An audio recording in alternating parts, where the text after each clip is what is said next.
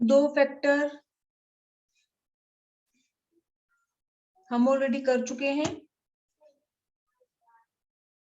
अब नेक्स्ट जो फैक्टर है which affect supply, number of firms.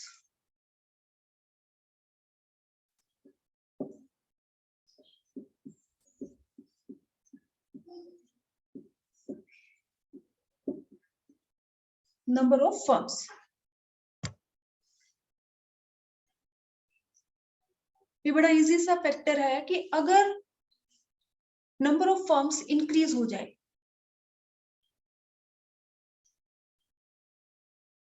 तो सप्लाई पे क्या इफेक्ट होगा। फॉर एग्जाम्पल अगर मैं कहूं देयर आर 4 फर्म्स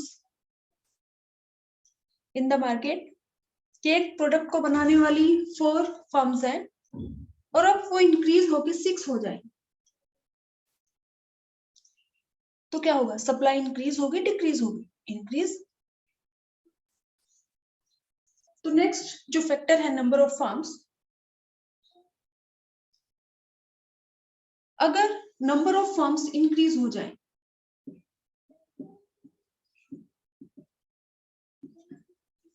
तो जो सप्लाई है वो भी इंक्रीज हो जाएगी। और अगर नंबर ऑफ फर्म्स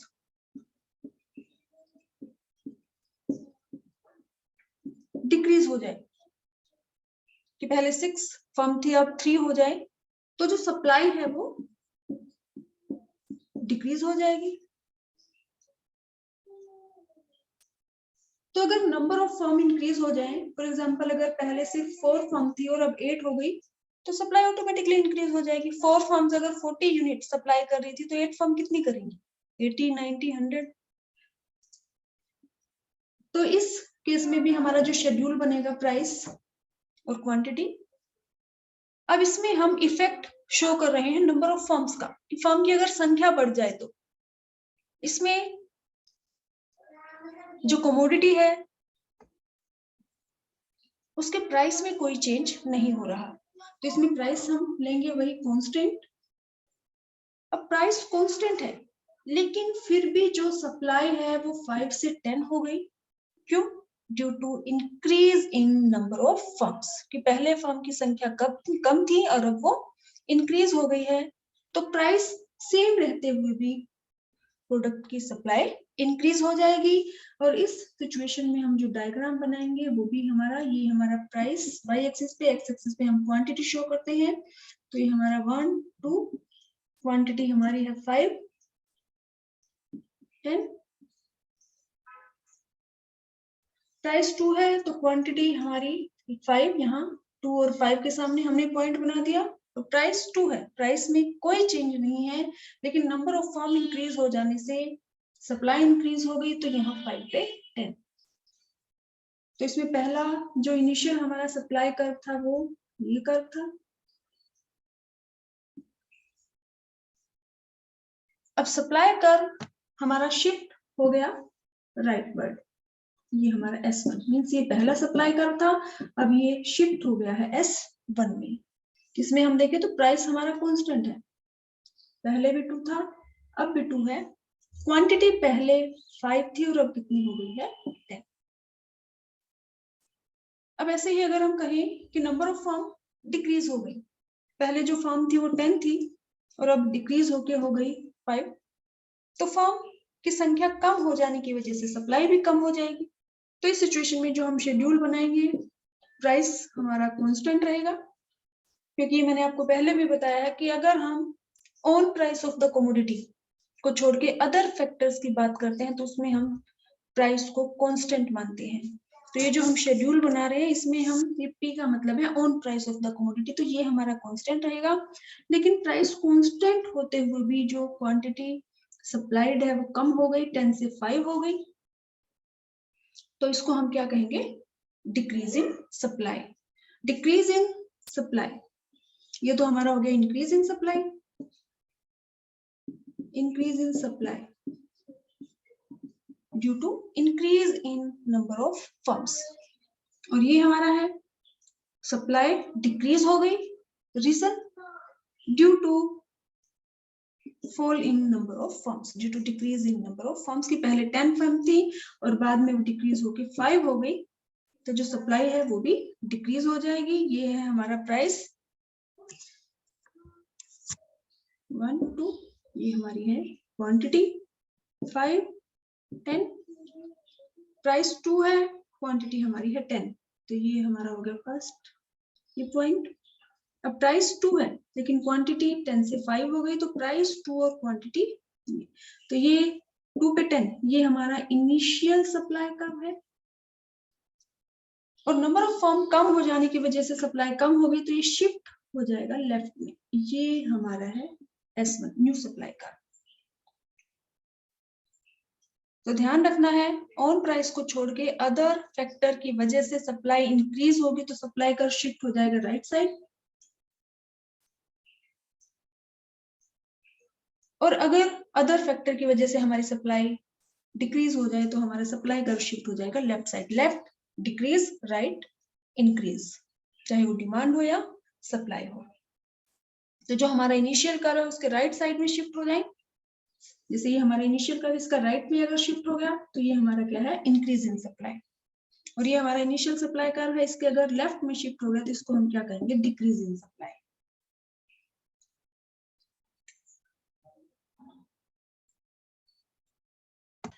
हमारा जो फैक्टर है वो हमारा है गोल ऑफ द फर्म।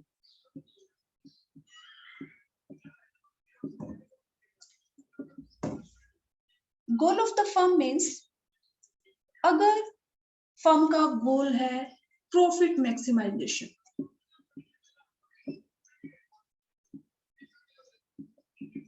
या फिर फर्म का गोल हो सकता है cell maximisation.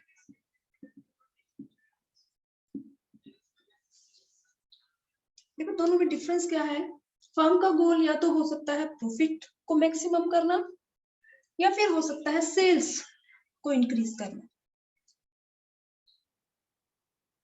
If the goal of the firm is profit maximisation, तो इस सिचुएशन में जो फर्म है प्राइस क्वांटिटी सेम प्राइस पे वो सप्लाई कम करेगी। प्रॉफिट मैक्सिमाइजेशन, अगर फर्म का गोल है प्रॉफिट को इंक्रीज करना तो वो तभी ज्यादा सप्लाई करेगी जब मार्केट में प्राइस इंक्रीज हो, तो इस सिचुएशन में उसी प्राइस पे जो फर्म है वो सप्लाई करेगी कम, तो इसको हम कहेंगे डिक्रीज इन सप्लाई।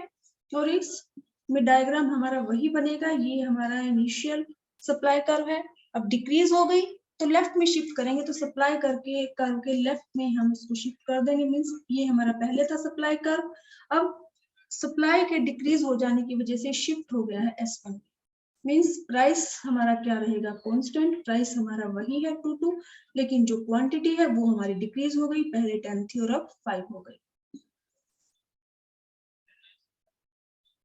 और अगर फर्म का गोल है सेल्स मैक्सिमाइजेशन, तो इस सिचुएशन में जो फर्म है वो सेम प्राइस पे, प्राइस सेम है, इसी प्राइस पे ज्यादा सेल कर देगी, पहले सप्लाई अगर 5 है तो उसको इंक्रीज कर देगी 10, या पहले 10 है तो उसको कन्वर्ट कर देगी कि पहले 10 सप्लाई कर रही थी तो अब कर देगी 20 15। तो इस सिचुएशन में ये हमारा इनिशियल सप्लाई कर्व है, अब सप्लाई इंक्रीज होगी, प्राइस कांस्टेंट है, सप्लाई इंक्रीज होगी तो ये हमारा राइट में शिफ्ट हो जाएगा प्राइस हमारा सेम है, क्वांटिटी जो है वो हमारी पहले कम थी अब इंक्रीज हो गई, प्राइस क्वांटिटी। तो गोल ऑफ द फर्म में हमें क्या एक्सप्लेन करना है, अगर फर्म का गोल है प्रॉफिट मैक्सिमाइजेशन तो इट मींस फर्म वेट करेगी कि जब प्राइस ज्यादा होगा तो सप्लाई इंक्रीज करेगी, सेम प्राइस पे कांस्टेंट प्राइस पे वो सप्लाई करेगी कम, और अगर फर्म का गोल है सेल्स मैक्सिमाइजेशन तो वो उसी प्राइस पे सप्लाई को इंक्रीज कर देगी।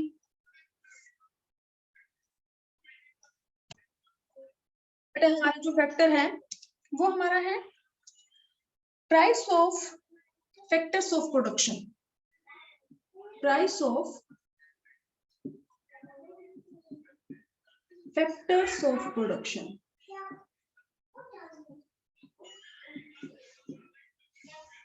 A price of factors of production means कि जो प्रोड्यूसर है वो जब भी प्रोडक्शन करता है तो फैक्टर्स का यूज करता है. Factors means land, labour, capital, entrepreneurship. तो प्रोड्यूसर जब भी प्रोडक्शन करता है, अगर उसको फैक्टर कुछ सस्ते मिल जाए तो उससे प्रोड्यूसर की कॉस्ट कम होगी, और कॉस्ट कम होगी तो प्रॉफिट ज्यादा होगा. तो अगर प्रोड्यूसर को जो फैक्टर्स हैं, हमारा क्या है factor, price of factor of production. For example अगर हम बात कर ले कि एक फैक्टर हमारा लेबर है, अगर प्रोड्यूसर को लेबर सस्ता मिल जाए, कम उसको वेजेस पे करनी पड़े, तो सिचुएशन में जो प्रोड्यूसर है उसकी कॉस्ट कम होगी. कॉस्ट कम होने की वजह से उसका प्रॉफिट ज्यादा होगा. तो उस सिचुएशन में वो सप्लाई ज्यादा करेगा. तो हम कहेंगे if price of factors of production decreases, if price of factors of production falls, कम हो जाए, तो इस सिचुएशन में जो सप्लाई है वो इंक्रीज हो जाएगी. अगर price of factors of production कम है, डिक्रीज हो जाए, रिड्यूस हो जाए, फॉल हो जाए, तो फैक्टर के सस्ता मिलने की वजह से प्रोड्यूसर की जो कॉस्ट है वो कम हो जाएगी, और जो उसका प्रॉफिट है वो इंक्रीज हो जाएगा. तो if price of factors of production reduce, supply of the commodity will increase. Inverse है, अगर price of factors of production decrease, supply of the commodity will increase. अब इस सिचुएशन में सेम हम वही शेड्यूल बनाएंगे, क्योंकि ऑन प्राइस को छोड़ के जितने भी फैक्टर्स है, चाहे नंबर ऑफ फर्म्स है या गोल ऑफ फर्म है, उसमें प्राइस हमारा क्या रहेगा, कांस्टेंट. अब ध्यान सिर्फ ये रखना है कि सप्लाई अगर इंक्रीज होगी तो सप्लाई को इंक्रीज करके दिखा देंगे. और अगर इसी सिचुएशन में हम ये कहें if price of factors increases, कि अगर लेबर कम अवेलेबल है या फिर जो लेबर यूनियन है वो स्ट्राइक कर दे कि हमें ज्यादा वेजेस चाहिए इन्फ्लेशन की वजह से, तो अगर फैक्टर्स ऑफ प्रोडक्शन इंक्रीज हो जाए, मींस प्रोड्यूसर को जो फैक्टर है वो महंगे मिलेंगे अगर, तो जो प्रोड्यूसर है उसकी कॉस्ट इंक्रीज हो जाएगी. कॉस्ट इंक्रीज होने की वजह से उसका जो प्रॉफिट है वो कम हो जाएगा. तो इस सिचुएशन में जो सप्लाई है वो डिक्रीज हो जाएगी, क्योंकि जो प्रोड्यूसर है उसका प्रॉफिट कम होगा तो वो सप्लाई कम करेगा, अगर उसका प्रॉफिट ज्यादा है तो वो सप्लाई ज्यादा करेगा. तो इस सिचुएशन में अगर सप्लाई ज्यादा है तो हमने यहाँ 10 से 20 कर दिया, लेकिन अगर प्रोड्यूसर को जो फैक्टर्स ऑफ प्रोडक्शन है वो महंगे मिल रहे हैं, उनका जो प्राइस है वो ज्यादा है, तो सप्लाई वो कम करेगा. तो इस सिचुएशन में सेम हमें शेड्यूल बनाना है 2 सिर्फ ध्यान रखना, सप्लाई कम हो रही है तो सप्लाई को हम कम करके दिखा देंगे 20 से 10. अब सेम जो हमने डायग्राम बनाया था नंबर ऑफ फर्म्स में गोल ऑफ द फर्म, कि ये हमारा सप्लाई कर्व है. अब सप्लाई इंक्रीज हो रही है तो राइटवर्ड हम इसको शिफ्ट कर देंगे S1, मींस प्राइस हमारा कांस्टेंट है और सप्लाई हमारी इंक्रीज हो गई. प्राइस कांस्टेंट, यहाँ पे भी प्राइस सेम वही है 2, यहाँ पे भी सेम है. ऐसे डिक्रीज के केस में ये हमारा सप्लाई कर्व है. अब डिक्रीज मींस इसके लेफ्ट में, तो यहाँ पे हमें सप्लाई कर्व S1, यानी कि सप्लाई कर्व पहले ये था, शिफ्ट होके S1 हो गया है. इसमें भी प्राइस हमारा वही कांस्टेंट है, जो क्वांटिटी है वो हमारी डिक्रीज हो जाएगी. पहले ये थी, अब ये है, तो ये क्वांटिटी डिक्रीज, यानी कि सप्लाई डिक्रीज. तो इसमें हम कहेंगे increase in supply. increase in supply due to fall in price of factors of production. और इसमें हम कहेंगे decrease in supply.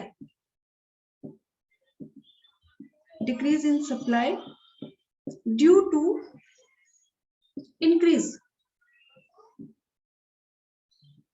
in price of factors of production.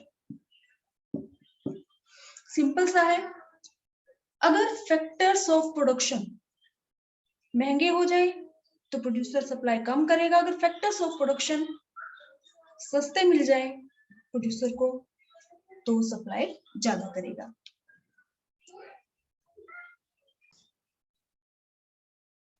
Technology, state of technology.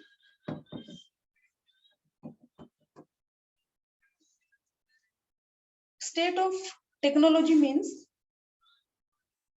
अगर प्रोड्यूसर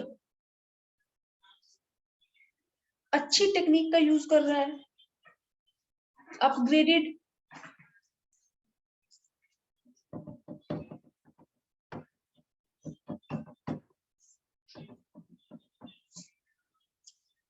अगर प्रोड्यूसर अच्छी टेक्निक का use कर रहा है, एडवांस टेक्नोलॉजी का यूज कर रहा है, अच्छी मशीन्स यूज कर रहा है, तो सप्लाई इंक्रीज होगी.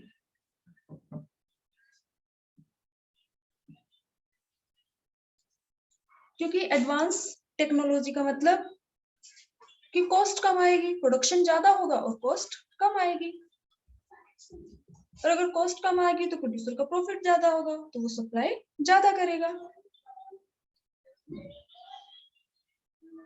तो अगर प्रोड्यूसर यूज कर रहा है अपग्रेडेड टेक्निक का तो उस केस में सप्लाई इंक्रीज होगी, क्योंकि अपग्रेडेड टेक्निक का यूज करने की वजह से जो प्रोड्यूसर है उसकी कॉस्ट कम आएगी और प्रॉफिट ज्यादा. अब प्रॉफिट ज्यादा होगा तो सप्लाई ज्यादा.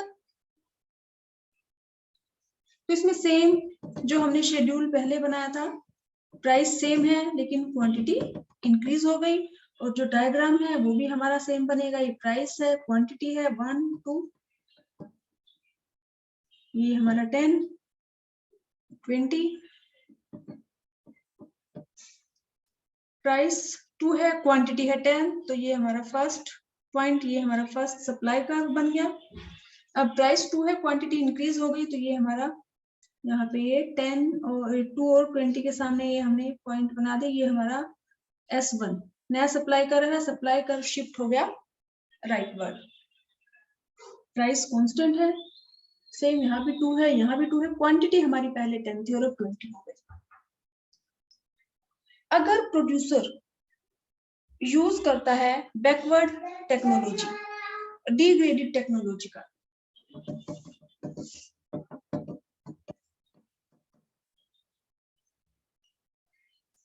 या हम कहें ऑब्सोलीट टेक्नोलॉजी, बैकवर्ड टेक्नोलॉजी, तो उस केस में जो प्रोड्यूसर है उसकी कॉस्ट ज्यादा आएगी. कॉस्ट ज्यादा होने की वजह से उसका जो प्रॉफिट है वो कम होगा, और प्रॉफिट अगर कम होगा तो सप्लाई कम, मींस डिक्रीज. तो बड़ा सिंपल सा है फैक्टर कि अगर एडवांस टेक्नोलॉजी का यूज कर रहा है प्रोड्यूसर तो supply will increase. If producer is using backward technology, degraded technology, obsolete technology, supply will decrease. इसमें सेम हमें प्राइस, क्वांटिटी, अब इसमें सप्लाई डिक्रीज है तो प्राइस हमारा कांस्टेंट है, सप्लाई हमने कर दी 10 से 5 या 20 से 10. अब डायग्राम भी ये हमारा 1 2 10 20, पहले जो सप्लाई है वो 20, 2 और 20 के सामने यहाँ पे एक पॉइंट हमने मार्क कर दिया, और फिर प्राइस 2 है, क्वांटिटी है 10, तो यहाँ पे यानी कि पहला सप्लाई कर्व ये है और ये हमारा second supply curve. Mean supply curve हमारा शिफ्ट हो जाएगा, इनिशियल है व्हेन क्वांटिटी इज 20, सप्लाई ज्यादा है, फिर सप्लाई डिक्रीज हो जाने की वजह से सप्लाई कर्व शिफ्ट हो जाएगा लेफ्ट में, एस से कन्वर्ट हो जाएगा S1 में। इसमें सेम है, ये प्राइस हमारा कांस्टेंट है, सप्लाई पहले 20 थी, अब कम होके कितनी हो गई 10।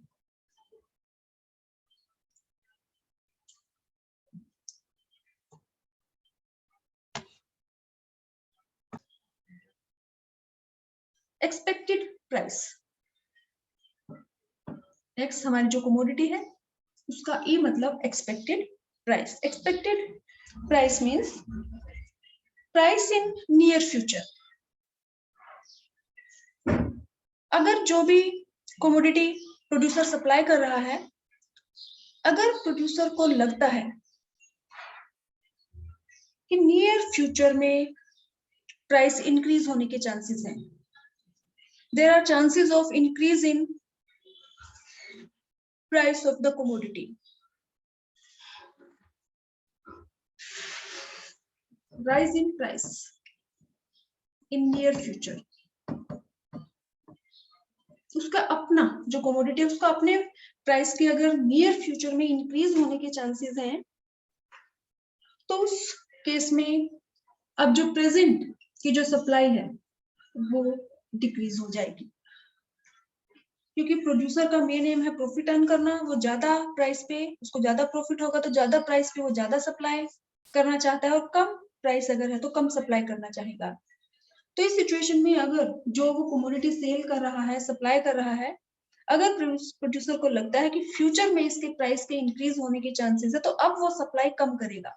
वो यही कोशिश करेगा कि जब प्राइस इंक्रीज हो तो मैं ज्यादा सेल करूं। तो अगर फ्यूचर में कमोडिटी के प्राइस के इंक्रीज होने के चांसेस हैं, तो सप्लाई हमारी जो प्रेजेंट की जो सप्लाई है वो क्या होगी, decrease. Means price quantity to supply अगर डिक्रीज है तो यहाँ हमारा अगर 20 से 10।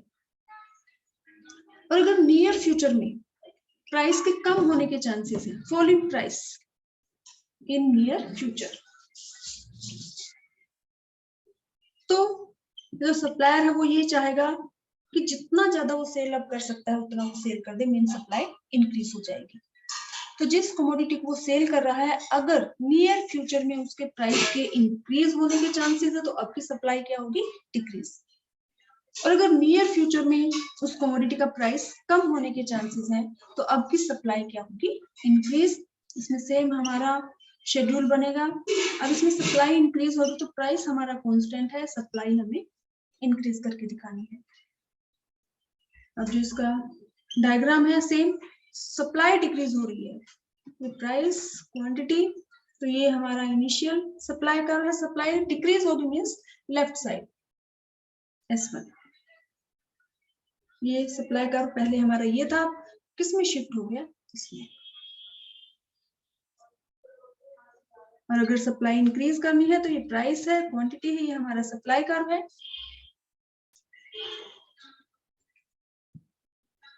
अब increase means right word shift, right में शिफ्ट करेंगे, तो इसको हम ये राइट में शिफ्ट कर देंगे S1। प्राइस कांस्टेंट, लेकिन सप्लाई हमारी पहले कम थी और अब इंक्रीज हो गई है, किसकी वजह से, क्योंकि नियर फ्यूचर में उस कमोडिटी के जो अपने प्राइस है वो कम होने के चांसेस हैं। तो बेटा नेक्स्ट इसमें हमारा जो फैक्टर है वो है government policy. Government policy means taxation, subsidy.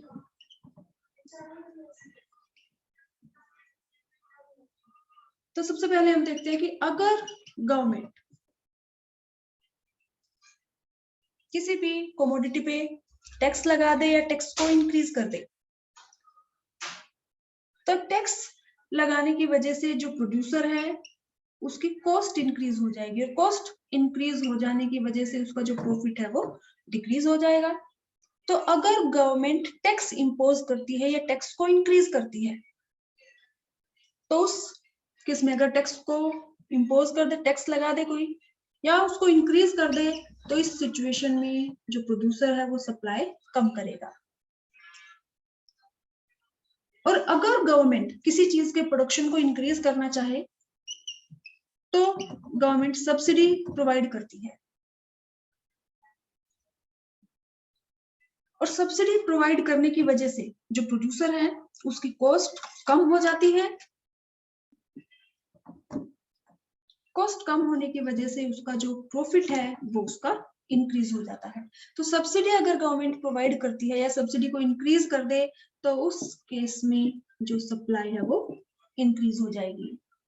अब टैक्स में जनरली अब तो हमारे जो इनडायरेक्ट जो टैक्सेस हैं, जो गुड्स और सर्विसेज पे टैक्सेस लगते हैं, कुछ गुड्स को छोड़ के बाकी सब पे जीएसटी लगता है। तो अगर गवर्नमेंट जीएसटी लगा दे तो सप्लाई डिक्रीज होगी, और अगर गवर्नमेंट सब्सिडी प्रोवाइड करती है तो जो सप्लाई है वो इंक्रीज हो जाएगी। तो टैक्स और सप्लाई में इनवर्स रिलेशन है और सब्सिडी और सप्लाई में पॉजिटिव रिलेशन है।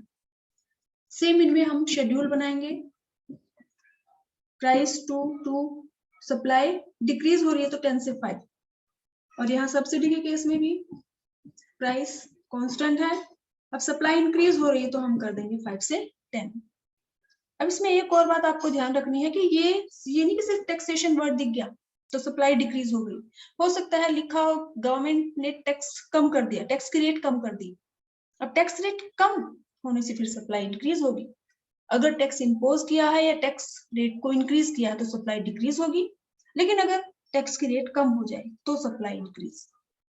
ऐसे ही सब्सिडी में अगर सब्सिडी गवर्नमेंट इंक्रीज कर दे या प्रोवाइड कर दे तो सप्लाई इंक्रीज, लेकिन अगर क्वेश्चन में लिखा है गवर्नमेंट सब्सिडी को विड्रॉ कर रही है या कम कर रही है तो उस केस में फिर जो सप्लाई है वो भी डिक्रीज हो जाएगी। तो आपको ध्यान से रीड करना है।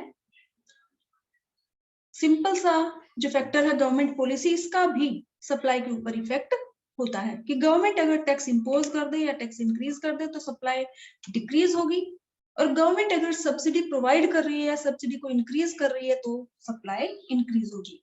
टैक्स यानी कि जीएसटी और जो सप्लाई है, क्योंकि मोस्टली गुड्स पे अब जीएसटी लगता है, वैसे हो सकता है इसके अलावा आपको एक्साइज ड्यूटी या कस्टम ड्यूटी कुछ भी लिखा मिल जाए। तो टैक्स, हमें टैक्स देखना है कि टैक्स इंपोज कर दिया या टैक्स रेट इंक्रीज कर दी तो सप्लाई डिक्रीज होगी, इनवर्स रिलेशन है। और सब्सिडी और सप्लाई में पॉजिटिव रिलेशन है, सब्सिडी इंक्रीज होगी तो जो प्रोड्यूसर्स है वो सप्लाई भी इंक्रीज कर देंगे।